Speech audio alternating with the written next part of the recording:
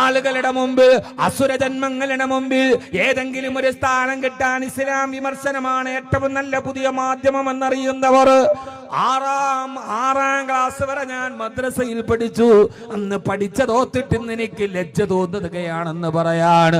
6ാം class വരെ നീ എന്താണ് പഠിച്ചത്? അയൽവക്കക്കാരനെ ബഹുമാനിക്കണമെന്ന്, അതിഥിയെ ബഹുമാനിക്കണമെന്ന്, തൊട്ടടുത്ത അയൽവക്കക്കാരൻ പട്ടിണി കിടക്കുമ്പോൾ നീ വയറ് നിറയ്ക്കരുതെന്ന്, മാന്യമായി വേഷം ധരിക്കണമെന്ന് അത് കേൾക്കുമ്പോഴാണ് ഇപ്പോൾ അപകർഷതാബോധം തോന്നുന്നുവെങ്കിൽ, ഞാൻ മദ്രസയെ തള്ളിപ്പറഞ്ഞാൽ, ഇസ്ലാമിനെ തള്ളിപ്പറഞ്ഞാൽ പൊതു ഇടങ്ങളിൽ സ്ഥാനം കിട്ടുമെന്നുള്ള പുതിയ ശ്രീകാര ബുദ്ധികളുടെ വക്താക്കളായി ലോകത്തിങ്ങനെ ഉറഞ്ഞു തുള്ളുന്ന നേരത്ത്, സഹോദര സഹോദരി, വെട്ടത്തൂരിൽ എന്നെ കേൾക്കാനെത്തിയവരോട് നമുക്ക് വലിയ ഒരു ബാധ്യതയുണ്ട്. ആ ബാധ്യത ഏതെന്നറിയോ?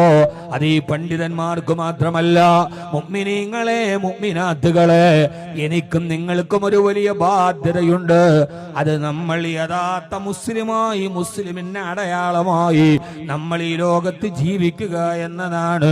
അല്ലാഹു നമുക്ക് തൗഫീഖ് നൽകട്ടെ.